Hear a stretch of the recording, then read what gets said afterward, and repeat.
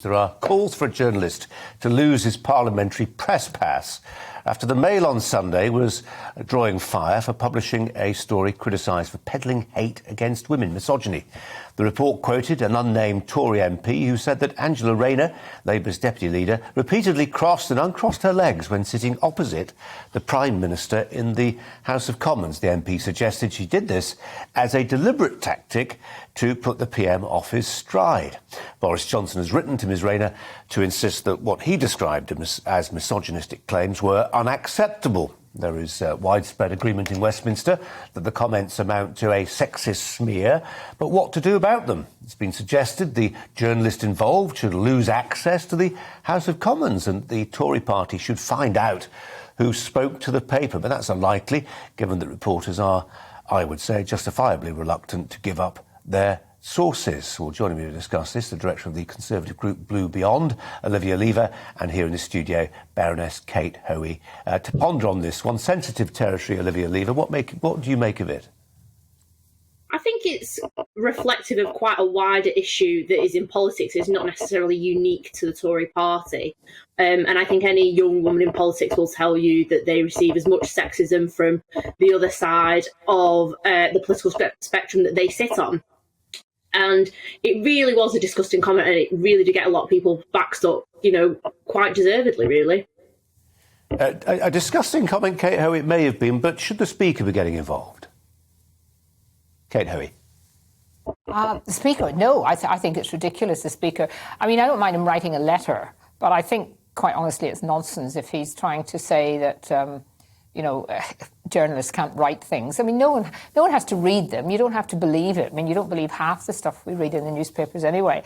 And I just think the whole thing has been such a ludicrous story. Anyone who knows anything about the House of Commons and knows particularly about Prime Minister's questions is that, people are concentrating, and certainly the Prime Minister is concentrating on Keir Starmer and what he's going to ask him next and what he should be saying and the people all around him, the idea.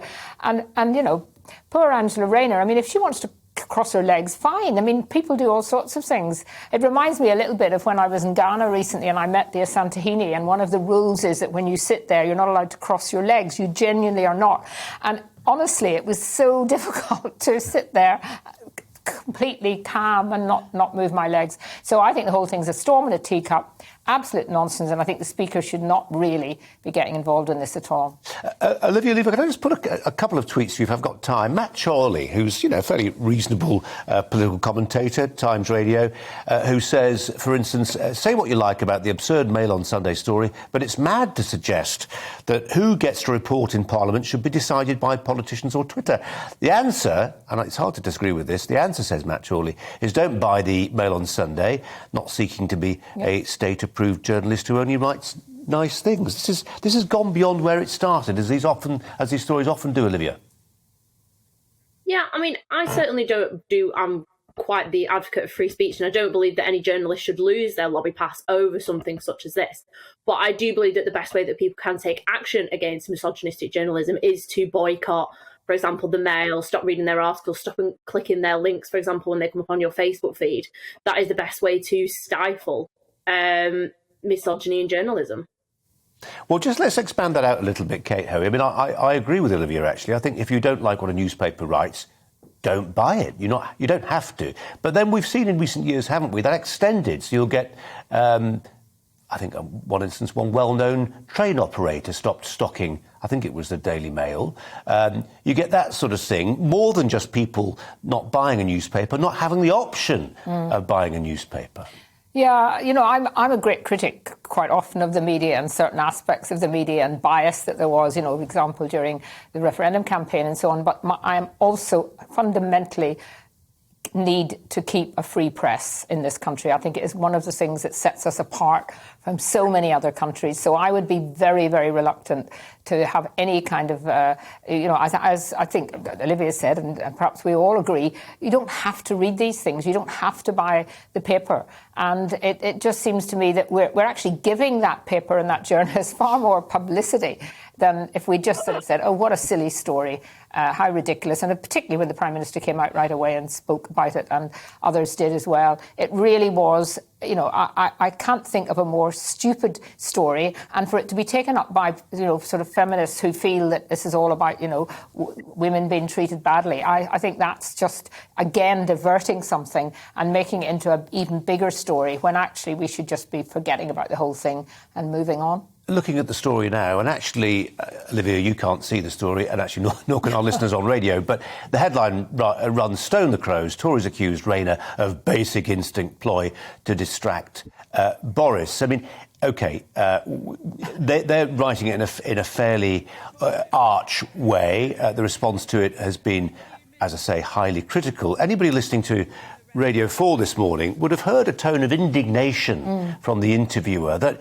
why can't you find Tory minister whoever said this and anonymously said this to the Mail on Sunday? Well, the answer is pretty simple. We live in a country where, like it or not, journalists are not required, on pain of prosecution or other types of pressure, to give up their sources. We may not like the story at all, but that's the way journalism works, or at least it's how it used to work. Olivia, that was a very long-winded question. Any thoughts?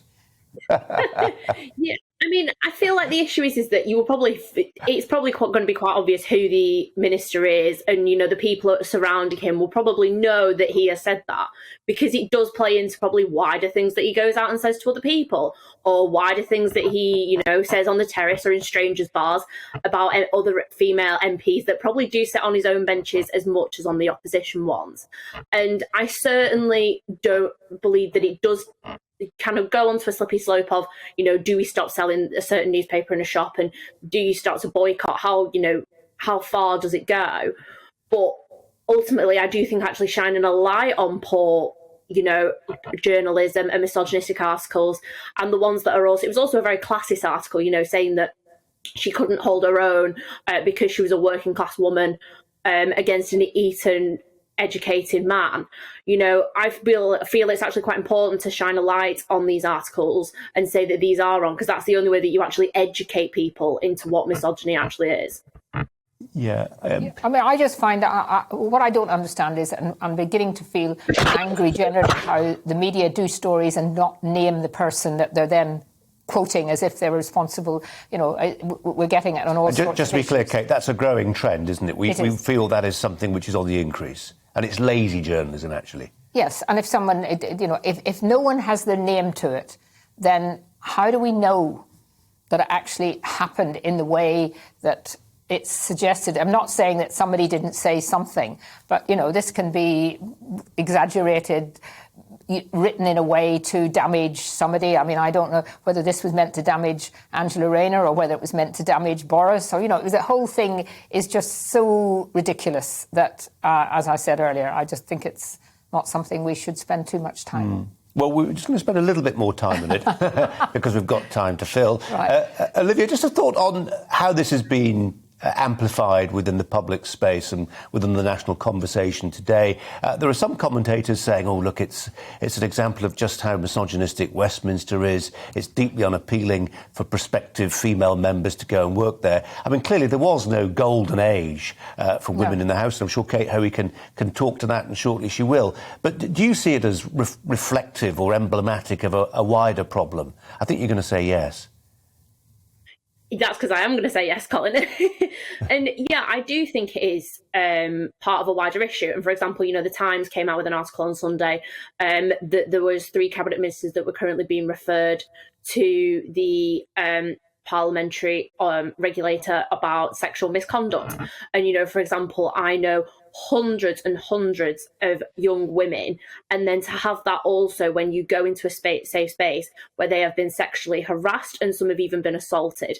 And, every young female activist has got a story where they join the 97% of women that have been sexually harassed. So I do think it's reflective of a wider problem that takes place, whether you're out campaigning or whether you're at a social event. And personally, I don't think that there is good enough mechanisms and complaint systems to deal with it.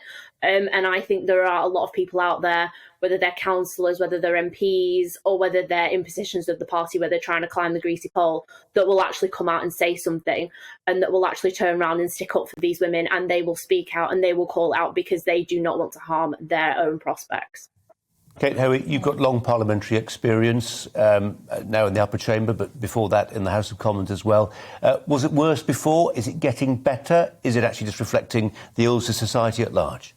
Well, I think people are speaking out more. That didn't probably happen when I first came in. When I first came in, there were 41 women out of 650 men. And I have to be honest and say that I never felt that I was kind of, sexually harassed in that sense. And anyway, if someone had tried to sexually harass me, I'd have told them where to get off. So I kind of feel that this has become a bigger issue because more people, are taking an interest in it. And there's no doubt about it that the House of Commons has recognised that the aspect of it is the bullying aspect, where it's a power relationship between someone who's in a more senior position. And we saw that even with the previous speaker, who was found guilty of certain aspects, not necessarily sexual, but to do with other aspects of bullying. So, but I really don't think Parliament is as bad as sometimes people want to make out.